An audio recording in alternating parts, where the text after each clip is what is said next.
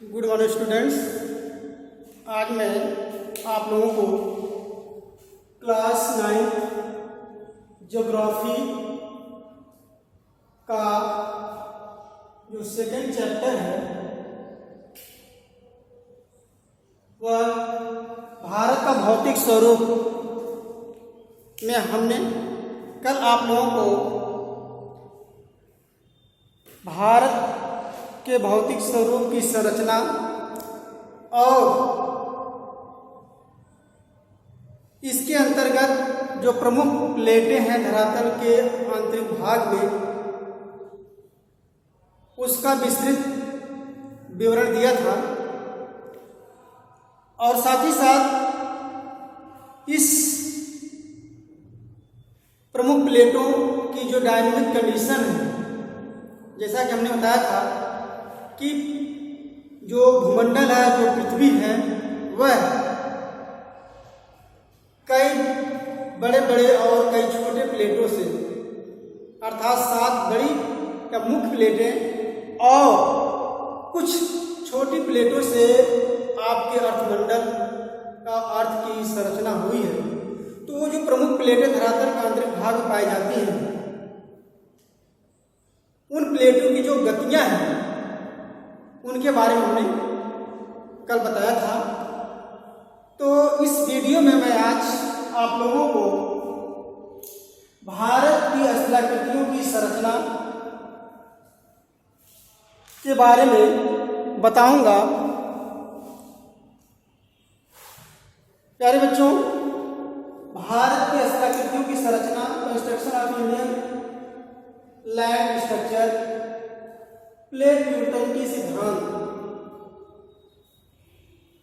तो भारत में जो स्थलाकृतियों का निर्माण हुआ है, उन स्थलाकृतियों के निर्माण में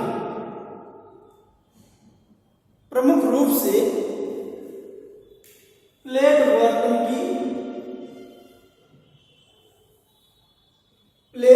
विवर्तन की सिद्धांत जो हमने बताया था, वेगनर महोदय ने दिया था।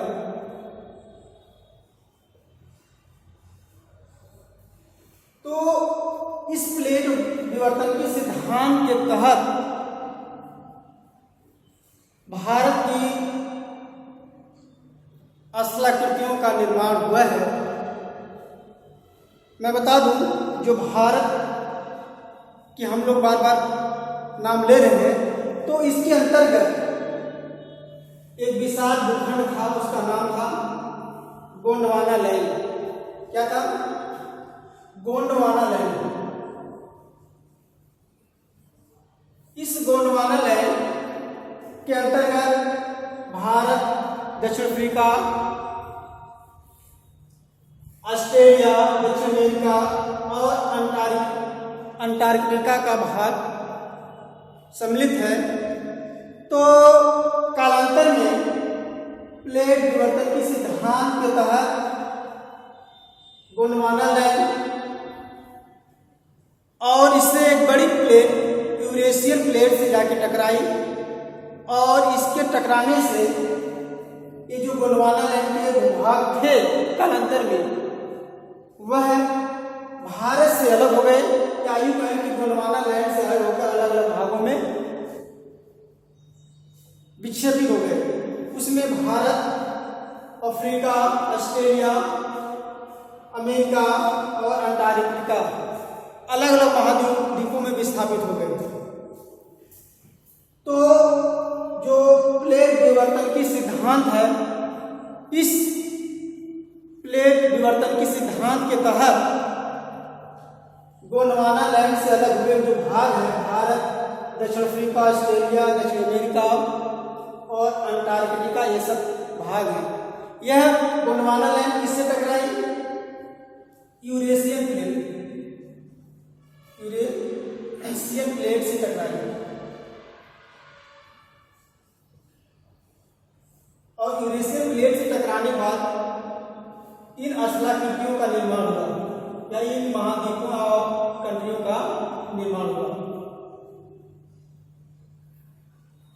तो इस तरीके से भारत की स्थलाकृतियों का निर्माण हुआ और इसके टकराने से यूरेशियन और गोंडवाना लैंड के भूभाग के टकराने से इसमें इसके बीच में एक खाई का निर्माण हुआ जिसे हम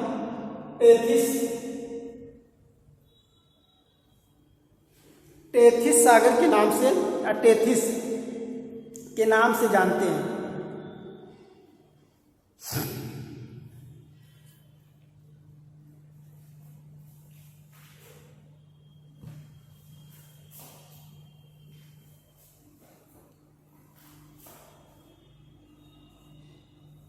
टेथिस इन दोनों मतलब गोंडवाना और यूरेशियन प्लेट के बीच में एक बहुत बड़ी खाई थी जिसका नाम था टेथिस और तमाम नदियां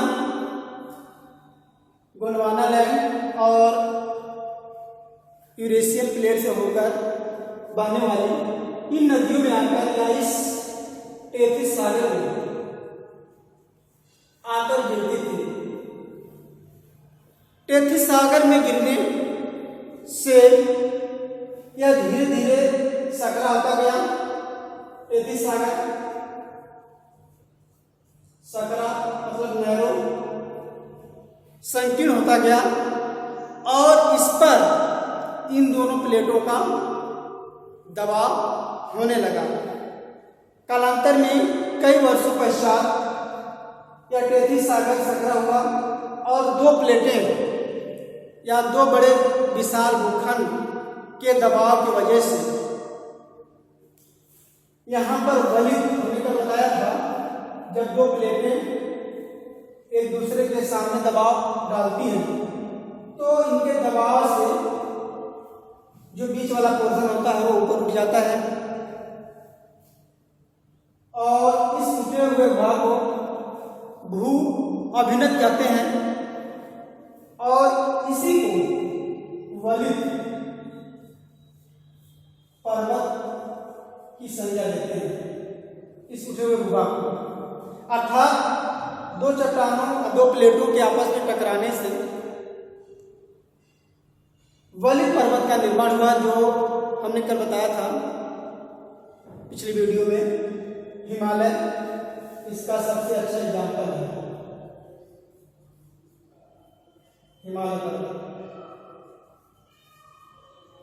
हिमालय पर्वत वलित पर्वत का सबसे अच्छा एग्जाम्पल है और वह खिसक कर भारत के उत्तर में चला गया। जो टेथिस सागर था वह भारत के दक्षिण में हिंद महासागर के रूप में आज गिना जाता है। इस तरीके से हिमालय पर्वत की उत्पत्ति हुई दो प्लेटों के आपस में टकराने की वजह से। तो हम लोग भारत की स्थलाकृतियों की जो संरचना है उसके बारे में अध्ययन कर रहे हैं। तो हमने बताया कि गोंडवाना लैंड जो विश्व का सबसे प्राचीन भूखंड था और इस गोंडवाना लैंड से यूरेशियन प्लेट के टकराने से जो भारत के अभिन्न पार्ट थे किसी समय भारत, दक्षिण अफ्रीका, ऑस्ट्रेलिया, अमेरिका और अंटार्कटिका यह भारत से विक्षेपित हो गए, अलग हो गए और दूसरे द्वीपों में दूसरे महाद्वीपों में इनके ज्वाइन हो गए। कहने मतलब एक प्लेट दूसरे प्लेट से दूर जाती है, ठीक है, तो कहीं पे वो जाके किसी दूसरे प्लेट से टकराएगी या उससे के साथ वो विस्थापित हो जाएगी। आप यदि पूरे विश्व का ग्लोब देखें तो उस पूरे विश्व के ग्लोब में आप पाएंगे उसमें जो अफ्रीका और दक्षिण अमेरिका महाद्वीप है उनके यदि आकृति को मिलाएंगे, दक्षिण अमेरिका महाद्वीप का आप पूर्वी भाग और अफ्रीका महाद्वीप का पश्चिमी भाग को यदि देखेंगे तो उनकी आकृति, उनके आकार, उनकी डिजाइन को देखकर आप यही अंदाजा लगा सकते हैं कालांतर में किसी समय ये दोनों महाद्वीप एक दूसरे से ज्वाइन रहे होंगे, ठीक है। लेकिन यदि दोनों ही प्लेटें आपस में एक दूसरे के नजदीक ला दी जाती है तो कहीं न कहीं इनकी जो ऑर्बिट होगी एक दूसरे से ज्वाइन हो जाएगी। मतलब ऐसा नहीं प्रतीत होगा कि यह दो पार्ट में डिवाइड है।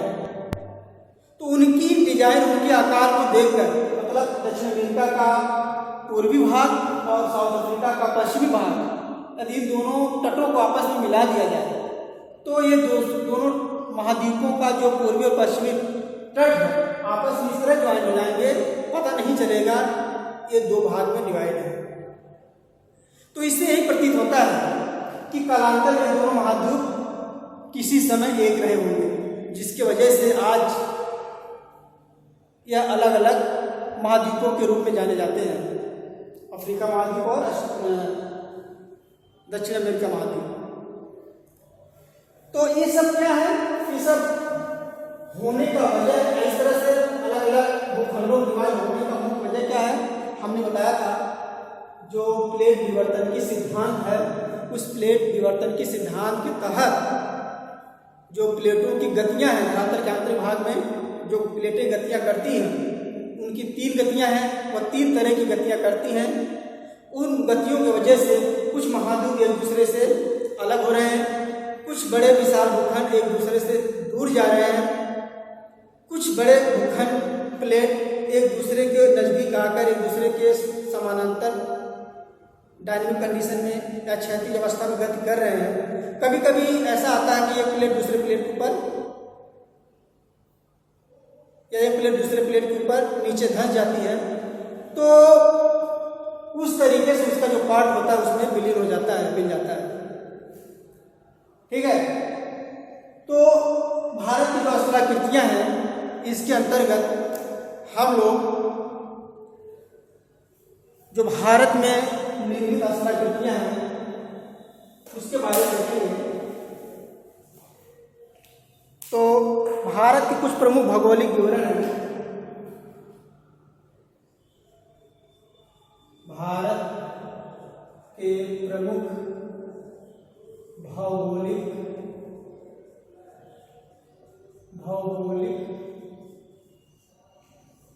विवरण।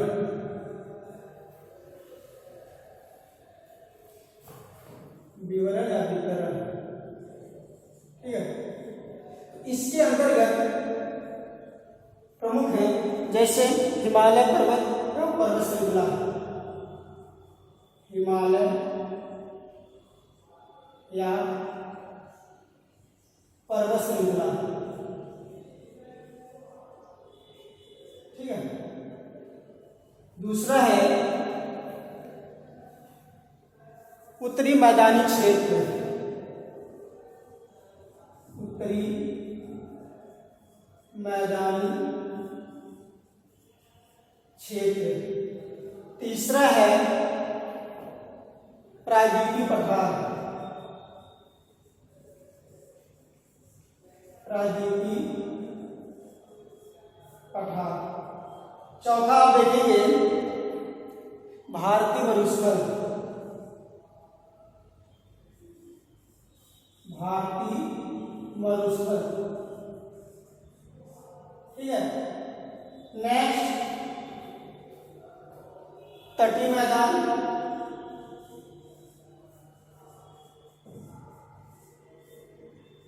अब इसके बाद द्वीप समूह,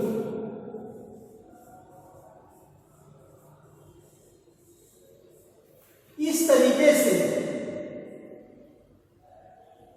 भारत की जो प्रमुख स्थलाकृतियां हैं कुछ इस रूप में हैं। भारत के उत्तर में हमने कल ही बताया था या पिछली वीडियो में, हिमालय पर्वत श्रृंखलाएं भारत के उत्तर में अवस्थित हैं। उसके बाद जैसे इसके दक्षिण में, हिमालय पर्वत के दक्षिण में भारत का विशाल मैदानी भूभाग फैला हुआ है। अब इसके बाद उत्तरी मैदानी क्षेत्र जैसे ही नीचे हम आएंगे, ठीक है,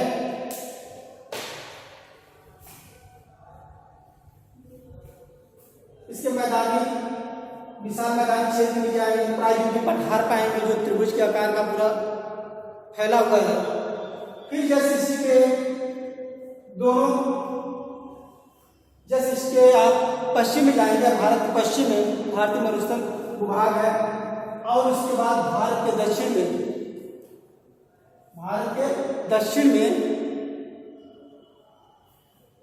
पूर्वी और समुद्र तटीय मैदान है और द्वीप समूह। इस रूप में इस तरीके से भारत के प्रमुख भौगोलिक वितरण है और इसका हम अगली वीडियो में विस्तृत अध्ययन करेंगे। एक एक करके एक एक पॉइंट का अध्ययन विस्तृत करेंगे और आज इस वीडियो में यहीं तक। कल पुनः आपको इसके आगे वाले टॉपिक को बताया जाएगा। धन्यवाद। आप घर पे अच्छी तरीके से इसको पढ़ते रहिए।